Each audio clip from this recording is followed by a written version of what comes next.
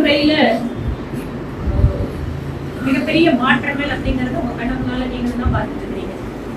ஏனென்றால் இந்த அரசு 2014 பதவியேற்கும் போது பட்ஜெட்ல ரயில்வே பட்ஜெட் அப்படிங்கறத ஒருங்கிணைச்சு என்ன ஒரு முக்கியமான ஒரு குறிக்கோள் வந்து என்ன கொடுத்திருந்தாங்க ரயில்வே துறைக்குன்னா, ட்ரெயின் அனௌன்ஸ் பண்ணுவாங்க, நான் ட்ரெயின் ஓடுறேன். புதிதான உள்கட்டமைப்பு வசதிகள், தண்டவாள வசதிகள் அறிவிச்சிருப்பாங்க, நான் பட்ஜெட் அது நடந்திருக்காரு. பிரதமர் மோடி அவர்கள் என்ன சொன்னாருன்னா, இதுவரை அறிவிக்கப்பட்ட விஷயங்களை முதல்ல செயல்படுத்து. அதன் வாயிலாக இன்னைக்கு தமிழ்நாட்டிலேயே பாத்தீங்கன்னா இரட்டை ரயில் பாதை அப்படிங்கறத நம்ம மதுரைக்கு கன்னியாகுமரி கேட்டிருந்தோம், அதெல்லாம் கொடுத்தாங்க. எலக்ட்ரிபிகேஷன் வந்து அதிகமா நடந்திருக்கு. ஒடிசாவில் நடந்திருக்கக்கூடிய ரயில் விபத்து துரதிர்ஷ்டவசமானது, மிகுந்த ஒரு துன்பத்தை கொடுக்கக்கூடியது, அதுல யாருக்கும் மாற்று இல்லை. ஆனா இதற்கு முன்பாகவும் இந்த மாதிரி சம்பவங்கள் நடக்கும். அந்த சம்பவங்கள் எல்லாமே அதிலிருந்து நாம எப்படி அடுத்த கட்ட மாற்றத்தை ஒரு பாதுகாப்பான ரயில் பயணத்தை கொடுக்கணும் அப்படிங்கிறதுலதான் மத்திய அரசு அவ்வளவு தூரம் முயற்சி எடுத்து பண்ணிட்டு இருக்கு. அதனால புதிய கண்டுபிடிப்புகளாகட்டும், ரயிலுடைய நேரங்களை வந்து வேகப்படுத்துவதாகட்டும், வந்தே பாரத் ரயில் 15 ரயில் நம்மளுடைய வேகம் கோயம்புத்தூர் அது ஒரு பயன்பாட்டு இன்டர்ல பாக்குறீங்க.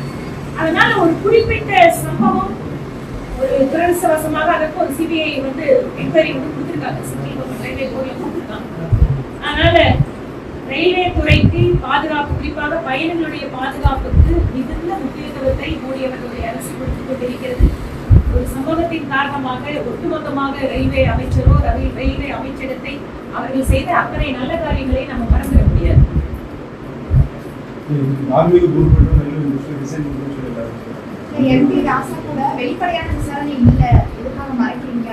இதுல எதுவுமே மறைக்கல.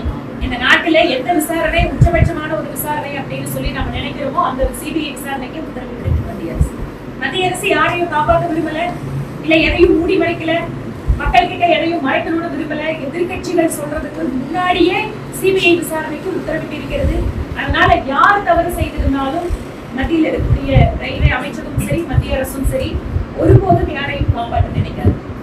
10,000 சதுர கிலோமீட்டருக்கு வந்து ரயில்வே தண்டவாளங்கள் சரியான முறையில் பராமரிப்பே இல்லாமல் இருக்குது அப்படின்னு சொல்லி அந்த அமைப்பை சேர்ந்த கூட்டமைப்பை சேர்ந்ததுன்னு சொல்கிறாங்க.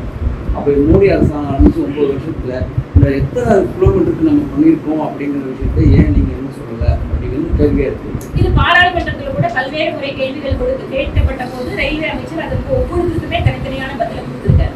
அதனால கொடுக்கல அப்படிங்கிறதுக்கான